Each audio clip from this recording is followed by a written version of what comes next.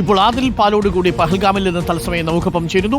ആദിൽ പാലോട്, ഈ ഭീകരർ ഇനിയും കണ്ടെത്താൻ സാധിച്ചിട്ടില്ല. ഭീകരർ എവിടെയാണ് എന്നതിനെക്കുറിച്ചുള്ള ചില സൂചനകൾ കിട്ടിയതിൻ്റെ അടിസ്ഥാനത്തിൽ കുൽഗാമിലാണെങ്കിലും ശരി, മറ്റു ചില ഇടങ്ങളിലുമൊക്കെ അന്വേഷണം തകൃതിയായി നടക്കുന്നുണ്ട്. ഇതിനിടയിൽ ഈ ഭീകരർ ജമ്മുവിലേക്ക് കടക്കാൻ സാധ്യതയുണ്ട് എന്നും സുരക്ഷാ സേനയ്ക്ക് സംശയമുള്ളതായിട്ട് അറിയുന്നു. റെസിസ്റ്റൻസ് ഫ്രണ്ട് എന്ന സംഘടന സിവിലിയൻ ആൾക്കാരുമായിട്ടൊക്കെ, അവിടുത്തെ പൊതുസമൂഹവുമായിട്ടൊക്കെ ഇടപഴകി അവരോട് ഒളിച്ചു താമസിക്കുന്നതിനൊക്കെ വൈദഗ്ധ്യം കിട്ടിയവരാണ്.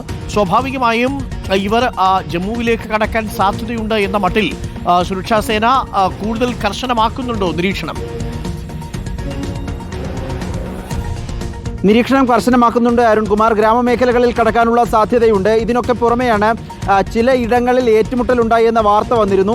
ഇപ്പോൾ വനമേഖലയിൽ ഭീകരരുടെ അടുത്ത് സൈന്യമുണ്ട് എന്ന വിവരമാണ് വരുന്നത്. പക്ഷേ ഔദ്യോഗികമായി ഇതിനൊരു സ്ഥിരീകരണം ലഭിച്ചില്ല. എവിടെയാണ് എന്താണെന്ന കാര്യം സൈന്യം പുറത്തുവിട്ടിട്ടുമില്ല. അതുകൊണ്ട് തന്നെ കൃത്യമായി നമുക്കത് പറയുന്നതിൽ ഒരു പ്രശ്നമുണ്ട്. ഇപ്പോൾ ഈ നിമിഷം വരുന്ന ഏറ്റവും പ്രധാനപ്പെട്ട വാർത്ത കശ്മീരിലെ ഭീകരരുടെ വീടുകൾ തകർക്കുന്നത് നിർത്തിവെച്ചു എന്നുള്ളതാണ്.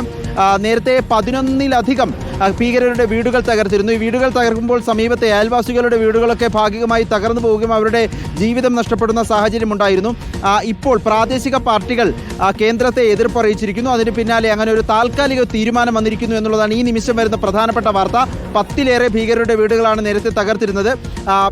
പ്രത്യേകിച്ച് പല വിധത്തിലുള്ള പാകിസ്ഥാനുമായി ബന്ധപ്പെട്ടുള്ള ഭീകര സംഘടനകളുടെ അവരിൽ ബന്ധപ്പെട്ട് പ്രവർത്തിക്കുന്നവർ, സഹായം ചെയ്യുന്നവരുടെയൊക്കെ വീടുകൾ മുറാനിലൊക്കെ നമ്മൾ പോയി റിപ്പോർട്ട് ചെയ്തതാണ്. ആ വീടുകൾ തകർക്കുമ്പോൾ സമീപത്തെ വീടുകൾ കൂടി കേടുപാടുകൾ ഉണ്ടാവുകയും വീട്ടിലേക്ക് പിന്നെ താമസിക്കാൻ കഴിയാത്ത സ്ഥിതിയിലേക്ക് അയൽവാസികളുടെ ജീവിതം കൂടി ദുരിതത്തിലാവുന്ന സാഹചര്യമുണ്ട്. ഇതിൽ കേന്ദ്രത്തെ എതിർപ്പ് പ്രാദേശിക പാർട്ടികൾ അറിയിച്ചു. അതിന് പിന്നാലെയാണ് താൽക്കാലികമായി വീട് തകർക്കുന്നത് നിർത്തിവെക്കാനുള്ള തീരുമാനം വന്നിരിക്കുന്നത് അരുൺ. ഇതിനൊപ്പം തന്നെ തിരച്ചിൽ പുരോഗമിക്കുകയാണ്. ജമ്മുവിലേക്ക് കടക്കാനുള്ള അനന്തനാഗിലും കുൽഗാമിലും അവരുടെ തൊട്ടടുത്ത് ഭീകരരുടെ തൊട്ടടുത്ത് സൈന്യം എത്തിയെന്ന് നമ്മൾ നേരത്തെ കഴിഞ്ഞ ദിവസം വാർത്ത നൽകിയിരുന്നു. ഇപ്പോൾ ഭീകരരുടെ അടുത്ത് തന്നെയുണ്ട്. എവിടെയാണ് എന്താണെന്നുള്ള വിവരങ്ങൾ ഉടൻ തന്നെ ലഭ്യമാകുമെന്ന് പ്രതീക്ഷിക്കുകയും ചെയ്യുന്നു അരുൺ.